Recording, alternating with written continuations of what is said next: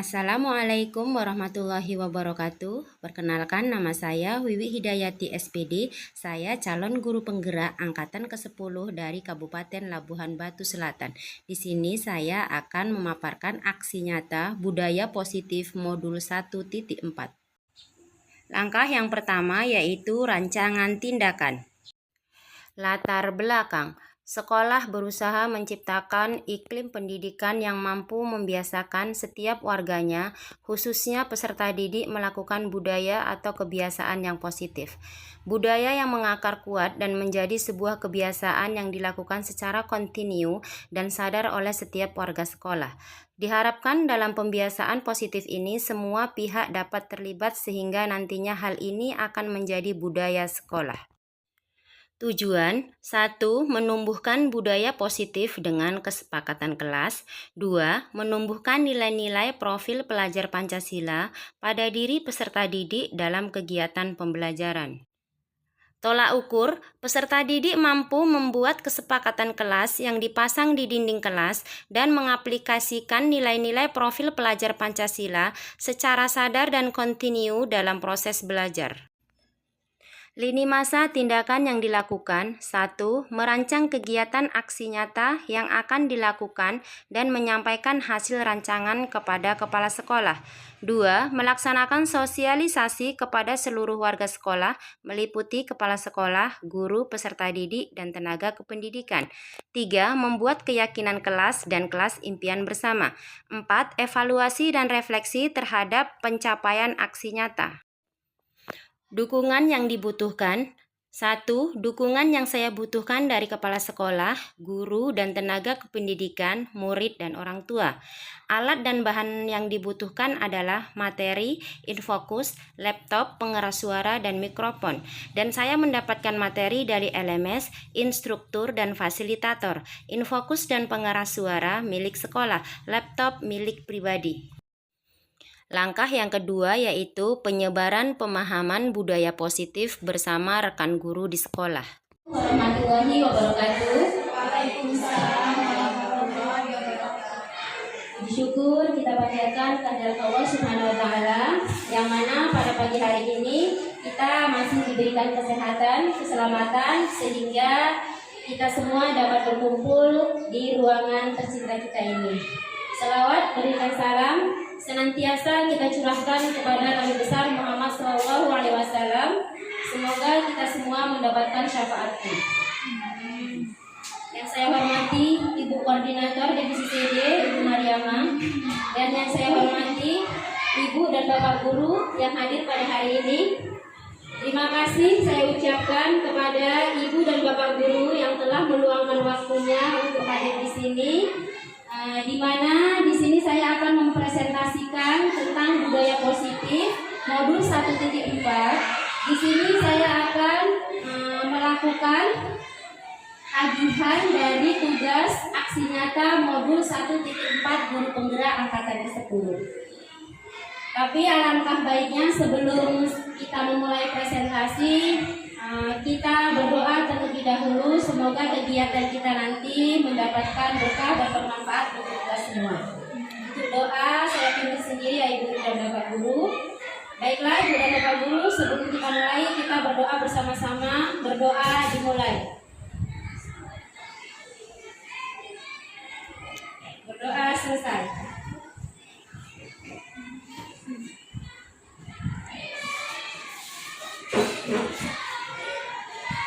Di sini sebelum saya memulai presentasi, karena mungkin Ibu dan Bapak Guru sudah dari pagi tadi ya beraktivitas bersama siswa-siswi kita yang hebat di dalam kelas, tentunya untuk lebih memfokuskan diri lagi, kita melakukan ice breaking terlebih dahulu. Di sini ice breakingnya yaitu mungkin Bapak dan Ibu pernah melakukan ice breaking di kelas menggunakan ice breaking ini, tetapi tidak apa-apa, kita akan mengulang kembali. Untuk ketentuannya yang pertama, minta salah satu guru membuat sebuah kalimat. Contohnya, saya suka makan durian. Nah, kemudian guru yang membuat kalimat, dia menunjuk guru yang lain dan guru yang lain tersebut menyambung dengan kata yang terakhir. Misalnya kata yang terakhir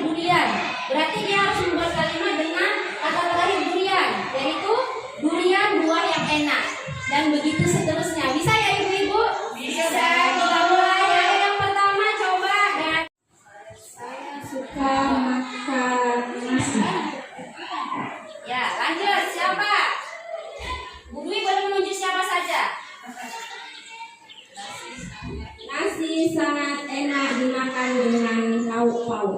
Oke.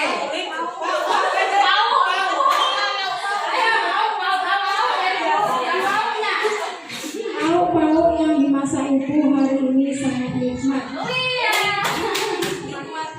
Lauk pauk itu. Lauk pauk itu sangat. Nikmat mana yang engkau sebut? Nikmat mana lagi yang kau sembunyikan? Sembunyikan.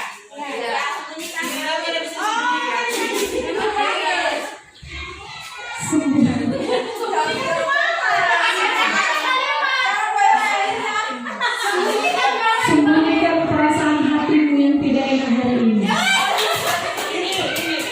Ini adalah uangku.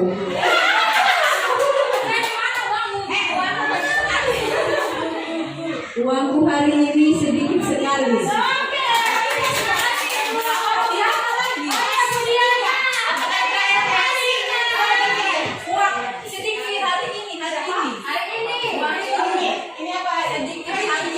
Hari ini hari Rabu.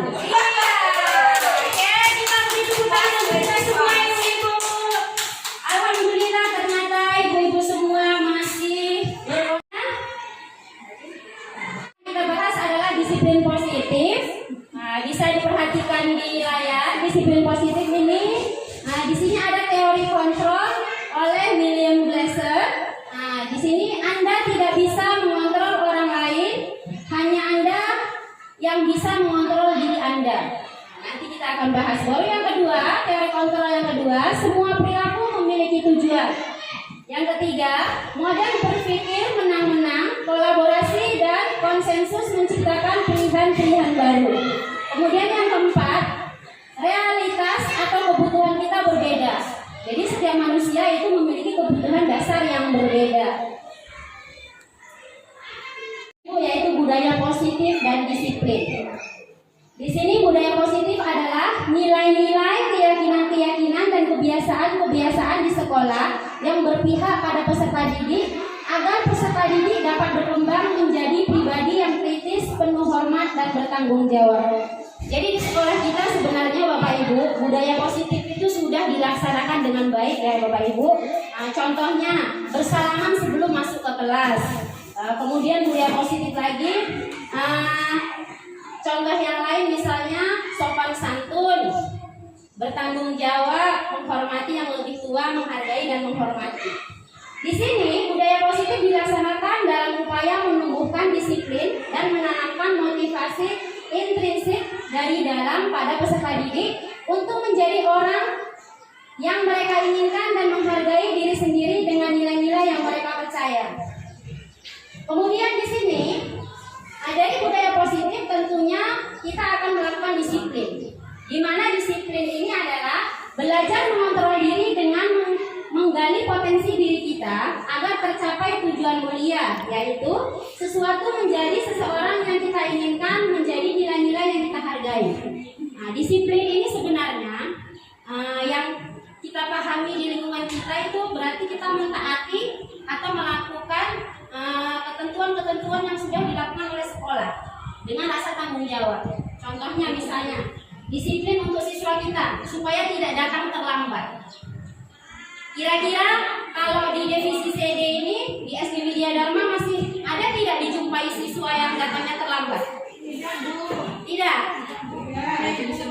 Ya karena naik bus.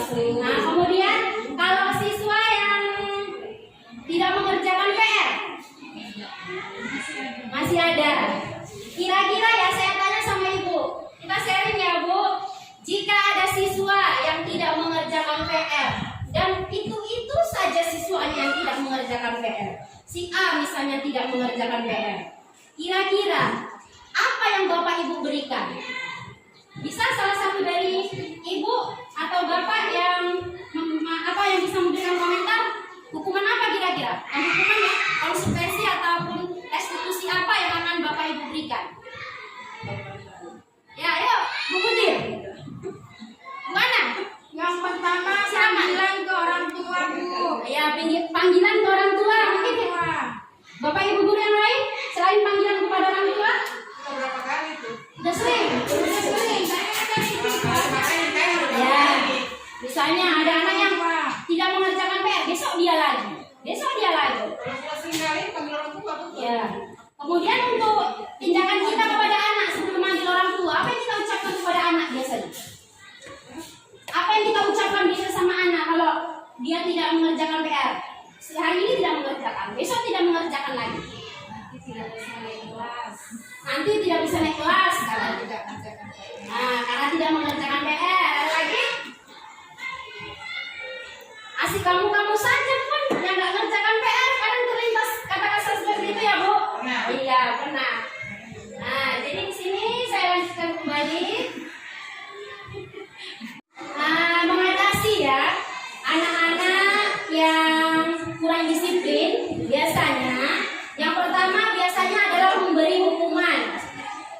sini hukuman adalah cara untuk melakukan pemarahan agar tingkah laku bisa sesuai dengan perilaku secara umum.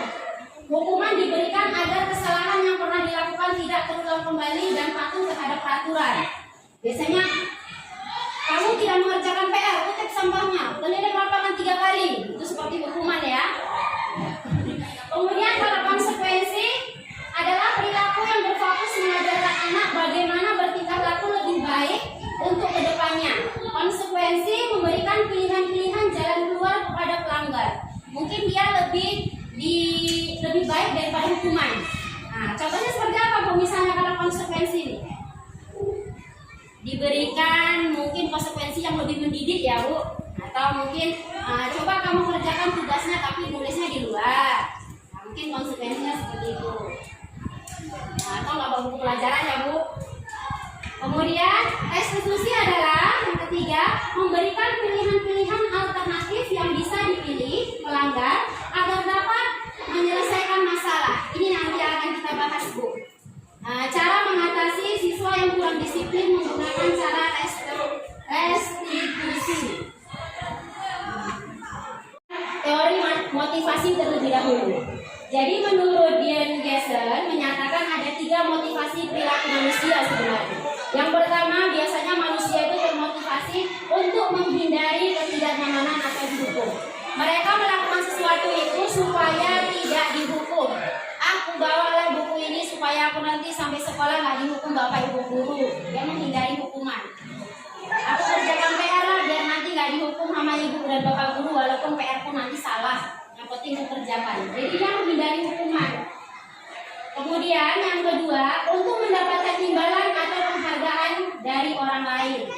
Contohnya seperti saya ya Bu. Aku ikut guru penggerak lah supaya nanti aku dapat bisa sertifikasi misalnya. Itu kan karena mau mendapatkan penghargaan ya Ibu. Itu yang kedua, itu efeknya lebih naik 1 tingkat daripada menghindari ketidaknyamanan atau hukuman. Baru yang ketiga, untuk menjadi orang yang mereka inginkan dan menghargai diri sendiri dengan nilai-nilai yang mereka percaya.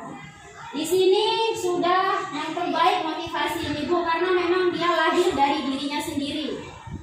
Misalnya seperti terlambat datang ke sekolah, walaupun tidak ada sanksi dari bapak kepala sekolah atau ibu kepala sekolah, tidak ada mungkin tidak ada teguran, tidak ada pernyataan, tapi kita sadar bahwa dengan terlambat ke sekolah berarti kita tidak disiplin. Jadi itu harus tumbuh dari diri kita sendiri. Itu motivasi yang ketiga. Mudah-mudahan ibu dan bapak guru divisi CD memiliki motivasi yang ketiga ya Ibu. Amin. Karena kita berharap motivasi yang terbaik itu memang datangnya dari diri kita sendiri. Belajar Pancasila ini sudah paham untuk ibu kelas 1, kelas 2, kemudian kelas 4, kelas 5 karena sudah kurikulum merdeka ya Ibu. Profil pelajar Pancasila ada 6. Beriman bertakwa kepada Tuhan Yang Maha Esa, mandiri, bernalar kritis, berkebinekaan global, bergotong royong dan kreatif. Kemudian sikap murid di sini toleransi, empati, rasa hormat, keingintahuan, integritas, kreativitas, mandiri, kerjasama, menghargai, percaya diri, antusias dan komitmen. Di sini juga ada 9 pilar karakter. Dan juga petunjuk sumber hidup dan keterampilan hidup di situ dapat dipercaya. Itu apa ya? Petunjuk sumber hidup. Jadi oranglah yang dapat dipercaya, peduli. Kemudian keingintahuan, kesabaran, lurus hati, penalaran, usaha, keteguhan hati dan lain sebagainya. Pak Guru, sebelum kita menghukum siswa atau mendisiplinkan siswa, di sini kita harus membuat keyakinan kelas. Keyakinan kelas itu sama peraturan kelas sama enggak? Berbeda. Bu Des, kenapa berbeda Bu Des?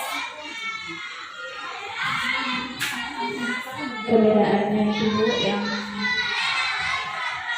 membedakan adalah kalau peraturan itu biasanya ditetapkan oleh gurunya, sedangkan keyakinan kelas itu adalah kesepakatan antara guru dan siswa. Iya. Oke, kasih tepuk tangan boleh untuk Bu Desi. Jadi perbedaan antara peraturan dan keyakinan. Jadi selama ini kita buat peraturan kelas, kita ganti keyakinan. Benar kata Ibu Desi, kalau keyakinan itu dari dalam diri kita bersama-sama. Kita yakini. Jadi ciri-ciri keyakinan kelas antara lain bersifat lebih abstrak daripada peraturan yang lebih rinci dan konkret. Keyakinan kelas berupa pernyataan-pernyataan universal yang dibuat dalam bentuk kalimat positif. Keyakinan kelas tidak dibuat dalam jumlah banyak sehingga mudah diingat dan dipahami oleh semua warga kelas. Keyakinan kelas merupakan sesuatu yang dapat diterapkan di lingkungan kelas tersebut. Pembuatan keyakinan melibatkan semua warga kelas melalui kegiatan curah pendapat. Kemudian keyakinan kelas ditinjau kembali dari waktu ke waktu. Di sini contoh pelaksanaannya. Pelaksanaannya menumbuhkan budaya positif melalui keyakinan kelas bertujuan untuk mengenalkan keyakinan kelas kepada peserta didik, menyusun keyakinan kelas bersama peserta didik, kemudian membiasakan penerapan keyakinan kelas untuk menumbuhkan disiplin pada peserta didik. Ini contoh keyakinan kelasnya Ibu. Misalnya ini hanya contoh ya Bu. Misalkan contoh keyakinan kelas 6A misalnya. Siswa harus hadir di kelas tepat pada waktunya. Piket kelas dilakukan lebih awal. Wajib memakai seragam sesuai ketentuan pakaian seragam di sekolah. Berperilaku sopan, santun dan saling menghargai satu sama lain. Kemudian tanggung jawab. Itu untuk kelas 6A misalnya. Kalau untuk kelas 6B misalnya, menjaga ketertiban kelas dan mematuhi tata tertib sekolah dengan penuh tanggung jawab, aktif mengikuti pembelajaran dengan semangat dan percaya diri, bergotong royong menjaga kebersihan dan kerapian kelas, menghormati semua guru dan saling menghargai sesama teman, fokus menggunakan gawai atau gadget untuk keperluan pelajaran. Kadang ini kan siswa ada yang bawa ke sekolah membawa handphone ya Bu. Memang kita haruskan misalkan pada hari-hari tertentu, misalkan seperti kelas 5 untuk ujian AKM. Jadi mereka itu kalau membawa gadget itu harus memang untuk keperluan sekolah, bukan nanti gurunya pergi malah main game. Karena lagi bicara-bicaranya game. Ini ada dia menghukum, membuat orang merasa bersalah, jadikan teman, memantau atau menjadi manajer. Kira-kira posisi kita sebenarnya di kelas kepada siswa jadi apa ya? Apakah masih menjadi penghukum atau membuat orang merasa bersalah atau teman, memantau atau manajer? Contoh, guru menghardik, menunjuk-nunjuk, menyakiti, menyindir. Kamu udah gak ngerjakan PR, tulisanmu jelek lagi katanya. Itu kan sudah menghardik dia. Udah gitu kan munjuk-munjuk. Jadi di sini kalau kamu tidak melakukannya, saya akan apa? Saya akan tinggalkan kelas misalnya. Kita ancam. Di sini hasilnya kepada peserta didik membentak siswa menjadi pemberontak, menjadi pendendam, dan selalu menyalahkan orang lain siswa kita. Apa di antara itu masih ada yang menghukum? Enggak ya, enggak ada ya. Udah enggak ada lagi yang menghukum ya. Kemudian membuat orang merasa bersalah atau siswa merasa bersalah. Misalnya guru berceramah menunjukkan kekecewaan mendalam. Contohnya, kamu sudah mengecewakan ibu, nak, kamu nggak kerjakan PR. Ibu kecewa sama kamu. Kamu maunya apa sih? Kita memelas sama anak-anak itu. Jadi hasilnya anak-anak itu menyembunyikan, menyangkal, berbohong jadinya dia supaya mendapatkan simpati dari guru. Kemudian kalau menjadikan siswa itu teman kita, membuatkan alasan-alasan untuk murid-muridnya. Misalnya, lakukan untuk bapak ibu, ya sudah nanti bapak ibu bantu bereskan. Kita jadikan siswa itu teman untuk kita. Kemudian memantau, menghitung dan mengukur. Apa peraturannya? Contoh perkataan gurunya. Apa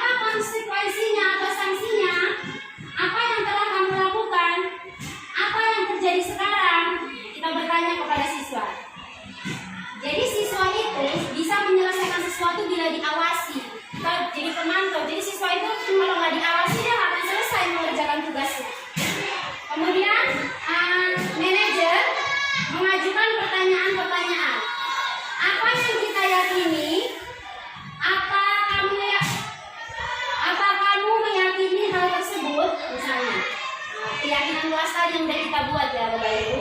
Misalnya kalau kamu meyakininya, maukah kamu memperbaikinya? Jika kita meyakini keyakinan kelas itu, maukah kita berubah untuk menjadi yang lebih baik? Nah, jadi kita kasih kepada anak-anak dan hasilnya, jadi kita di situ adalah menguatkan watak dan karakter siswa sebenarnya tanpa harus menghukum. Nah, mungkin Bapak Ibu sudah melakukannya di dalam kelas atau yang belum, marilah sama-sama kita ubah cara memberikan pengertian kepada anak-anak jika mereka melanggar disiplin di sekolah. Misalnya seperti ini, untuk segitiga restitusi merupakan proses restitusi dengan 3 tahapan yang setiap tahapannya berdasarkan pada prinsip 3 kontrol, yaitu validasi tindakan, yang kedua menanyakan keyakinan, yang ketiga menstabilkan identitas.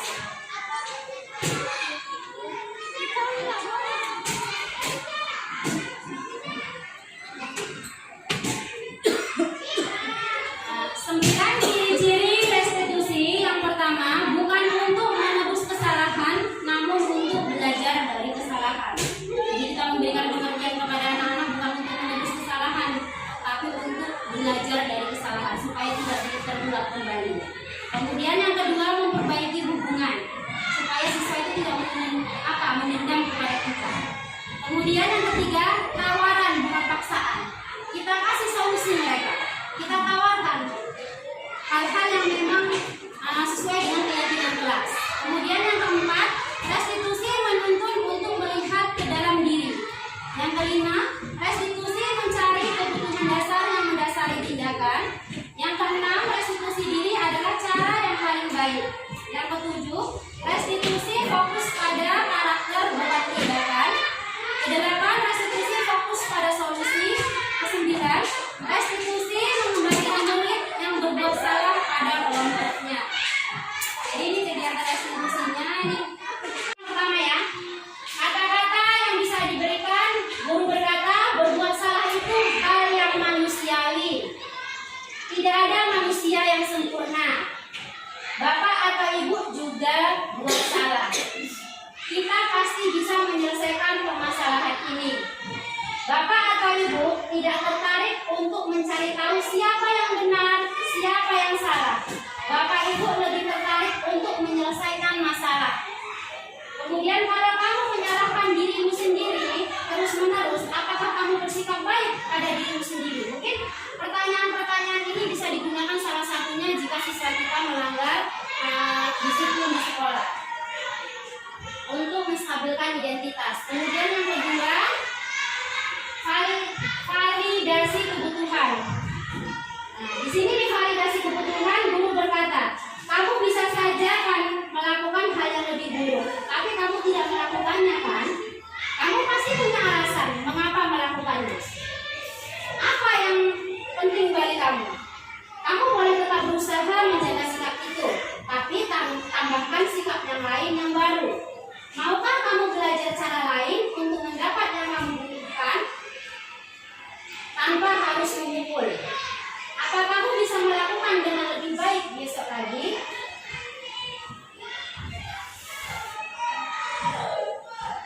Kemudian untuk menanyakan keyakinan, guru berkata, apa nilai yang kita percaya di kelas atau sekolah kita? Nilai-nilai universal apa yang telah kita sepakati? Ini kesepakatan kelas kembali lagi. Kelas yang ideal itu seperti apa sih? Kamu ingin jadi anak seperti apa? Apa yang kamu rasakan ketika kamu melakukan itu? Kamu menjadi orang yang seperti apa?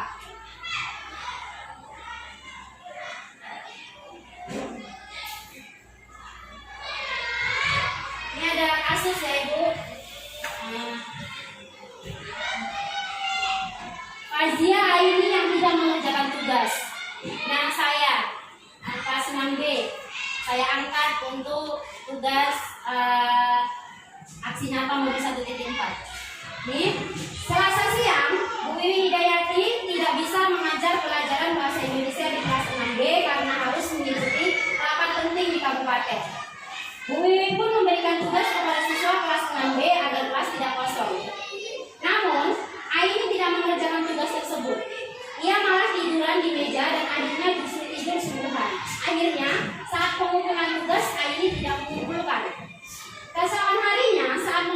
tugas, Bu Wiwi menemukan satu anak yang tidak mengerjakan tugas, yakni Aini. Berdasarkan buku presensi hari itu, ini bertimpa Ibu. Jadi di sini si Aini nggak mengerjakan tugas karena pada saat itu saya pergi ya Ibu. Dari sini tindakan yang saya lakukan, saya sengaja memanggil Aini di sini. Assalamualaikum Bu, saya bacakan ya Ibu untuk pemecahan masalah menggunakan restitusi. Waalaikumsalam Aini, ayo silakan duduk. Kamu tahu mengapa Ibu panggil ke sini? Mungkin berkaitan dengan tugas Bu. Ya benar. Tapi kamu kemarin masuk kan waktu Ibu pergi? Ya benar. Masuk, tapi saya tidak mengumpulkan tugas. Di sini menstabilkan identitasnya. Saya masukkan di sini Aini. Semua orang pernah melakukan kesalahan, termasuk Ibu. Namun setiap tindakan kita pasti ada alasannya. Kira-kira mengapa kamu tidak mengumpulkan tugas? Saya capek dan mengantuk Bu. Soalnya malamnya scroll TikTok sampai jam 12 malam. Akhirnya saat belajar jadi ngantuk. Jadi dia jujur. Kamu masih ingat keyakinan kelas kita? Masih Bu? Jadi di sini kita menanyakan keyakinan. Kalau masih ingat, kira-kira yang kamu lakukan itu sudah sesuai dengan keyakinan kelas kita belum? Belum Bu? Nah, keyakinan kelas yang mana? Selalu bertanggung jawab Bu, karena tadi di keyakinan kelas kami buat ada rasa bertanggung jawab. Nah, ternyata kamu tahu. Lalu apakah kamu punya solusi untuk masalah ini? Iya Bu, pertama saya minta maaf karena tidak mengumpulkan tugas. Kedua, saya tidak akan tidur terlalu malam lagi. Dan yang ketiga, saya akan mengerjakan tugas dari Ibu dan akan saya kumpulkan besok. Baik, Ibu apresiasi untuk tanggung jawabmu dan kamu boleh kembali istirahat. Jadi, kita bisa menyelesaikan masalah itu menggunakan restitusi tanpa harus menghukum siswa. Mungkin lebih mendekatkan diri mencari solusi. Kenapa sih kita tidak langsung mengeklaim bahwa siswa tersebut, oh kamu memang lagi-lagi kamu memang anak yang pemalas. Tidak boleh seperti itu. Jadi kita harus tahu solusinya. Kenapa dia melakukan seperti itu? Assalamualaikum. Waalaikumsalam Aini. Kamu tahu kenapa dipanggil kemarin nak? Mungkin berkaitan dengan tugas Bu. Iya benar sekali. Ngomong-ngomong, kemarin kamu masuk sekolah kan nak? Iya baru masuk, tapi saya tidak mengumpulkan tugas. Aini, Ibu tahu semua orang itu nak pernah melakukan kesalahan, termasuk juga Ibu. Ibu juga pernah melakukan kesalahan. Tapi setiap tindakan kita pasti ada alasannya. Kira-kira mengapa Aini tidak mengumpulkan tugas nak? Saya capek belum ngantuk. Soalnya malamnya saya scroll itu sampai jam 12 malam. Akhirnya saya mengantuk saat jam belajar. Kamu masih ingat enggak keyakinan kelas kita nak? Masih Bu. Kira-kira kalau Aini masih ingat tentang keyakinan kelas kita, coba apa yang kamu lakukan itu sudah sesuai belum dengan keyakinan kelas kita? Kira-kira yang belum sesuai itu dengan keyakinan kelas yang mana? Selalu bertanggung jawab. Nah, itu kamu ingat nak. Nah, apakah kamu punya solusi dari masalah yang kamu lakukan itu? Iya Bu, pertama saya meminta maaf karena tidak mengumpulkan tugas. Kedua, saya tidak akan tidur larut malam lagi. Ketiga, saya akan mengerjakan tugas dari Ibu yang akan saya kumpulkan besok. Ya, baik. Ibu akan apresiasi untuk tanggung jawabmu. Dan untuk selanjutnya, semoga tidak terulang kembali dan untuk Aini lebih bertanggung jawab kembali. Dan sekarang Aini boleh melanjutkan istirahat bersama teman-temannya. Terima kasih Bu. Assalamualaikum. Waalaikumsalam nak. Perkenalkan, nama saya Fazia Aini Ritonga. Saya dari kelas 6 SD Widya Dharma. Saya telah membuat kesalahan dan tidak mengumpulkan tugas padahal saya masuk sekolah. Saya berterima kasih kepada Bu Wiwi karena tidak memarahi dan menghukum saya. Tetapi Bu Wiwi memberi pengertian kepada saya dan membuat saya sadar akan kesalahan saya. Dan saya berjanji tidak akan membuat kesalahan dan melanggar peraturan kelas. Wassalamualaikum warahmatullahi wabarakatuh. Ya. Muhammad Faiz mencontek saat sumatif akhir semester. Sabtu pagi, seorang siswa kelas 6B yang bernama Muhammad Faiz ketahuan oleh BPW melakukan kecurangan dengan mencontek pada saat pelaksanaan tes sumatif akhir semester. Siswanya nyontek pada saat ujian.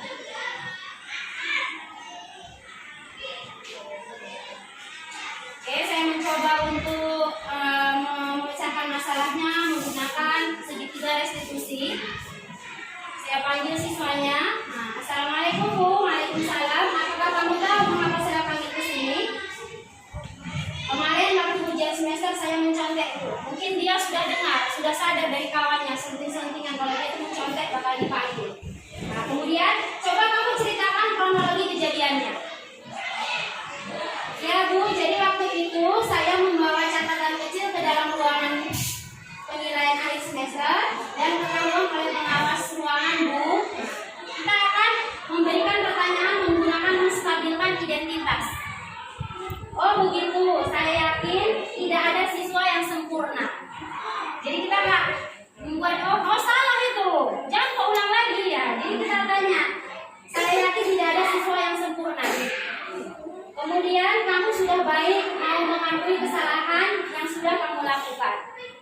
Iya Bu, saya minta maaf. Kemudian di sini validasi tindakan yang salah. Bu guru menanya, kenapa kamu sampai mencontek? Siswa menjawab, karena pelajarannya begitu sulit. Jadi saya memutuskan untuk membawa catatan kecil. Saya minta maaf Bu, tindakan itu benar atau salah? Salah Bu, saya tidak jujur dalam mengerjakan penilaian akhir semester. Kemudian kita menanyakan keyakinan. Guru untuk kedepannya, apa yang akan kamu lakukan saat ujian berlangsung? Saya akan belajar lebih tekun lagi dan bertanya kepada guru mapel apabila saya belum paham tentang materi pelajaran. Bagus. Ibu guru pasti akan dengan senang hati membantu kalian. Terima kasih Bu. Wassalamualaikum. Waalaikumsalam Nak. Kamu tahu mengapa Ibu panggil kemari Nak? Kemarin waktu ujian saya mencontek Bu. Coba Ibu mau tahu. Coba Pak Is ceritakan kronologis kejadiannya Nak. Ya waktu itu saya membawa buku catatan kecil ke dalam ruangan penilaian ujian akhir semester dan diketahui oleh penjaga ruangan. Oh begitu kejadiannya. Ibu yakin tidak ada siswa yang sempurna. Ya Bu, saya minta maaf. Kamu sudah mengakui kesalahan kamu dan kamu sudah mengakui apa yang kamu lakukan. Kenapa kamu sampai mencontek Nak? Karena pelajarannya begitu sulit Bu, jadi saya memutuskan untuk membawa catatan kecil. Kami minta maaf Bu. Kira-kira tindakan kamu itu benar atau salah Nak? Salah Bu, saya tidak jujur dalam penilaian akhir semester. Untuk kedepannya, apa yang kamu lakukan saat ujian berlangsung Nak? Saya akan berikan petunjuk dan bertanya kepada guru apabila maksud saya tidak paham tentang materi pembelajaran. Bagus, Ibu guru pasti akan senang dan akan membantu dan memantau Pak Is untuk belajar. Terima kasih Bu. Assalamualaikum warahmatullahi wabarakatuh. Waalaikumsalam anak Ibu. Assalamualaikum warahmatullahi wabarakatuh. Perkenalkan, nama saya Muhammad Faiz Mubarak. Saya dari kelas 6B SD Widya Dharma. Saya telah membuat kesalahan saya mencontek saat ujian semester. Saya berterima kasih atas Bu Wiwi tidak memarahi saya dan menghukum saya, tetapi Bu Wiwi memberikan pengertian kepada saya saat saya sadar dan akan kesalahan saya, dan saya berjanji tidak akan membuat kesalahan lagi dan melanggar peraturan kelas. Assalamualaikum warahmatullahi wabarakatuh. Mungkin cukup sekian pemaparan dari saya tentang modul 1.4 tentang budaya positif yang ada di sekolah. Mudah-mudahan dengan saya presentasikan bisa sedikit-sedikit ya Ibu, bisa mulai kita rubah. Yang tadinya kita mendisiplinkan siswa mungkin dengan cara menghukum ataupun memberi konsekuensi, kita sudah bisa merubah dengan cara restitusi. Kita lebih mencari tahu apa sih alasan mereka melakukan itu. Apa sih keinginan mereka? Karena sebenarnya mereka itu adalah anak-anak yang baik, anak-anak yang memang ingin dimengerti dan ingin dilindungi, karena kita di sini adalah orang tua siswa yang ada di sekolah. Mungkin sebelum saya akhiri, alangkah baiknya kita tutup dengan berdoa bersama-sama. Saya pimpin ya Bapak Ibu. Sebelum kita tutup acara ini, marilah kita berdoa menurut agama dan kepercayaan kita masing-masing. Doa dimulai. Doa selesai. Dan saya akhiri. Wassalamualaikum warahmatullahi wabarakatuh. Contoh penerapan budaya positif di sekolah SD swasta Widya Dharma.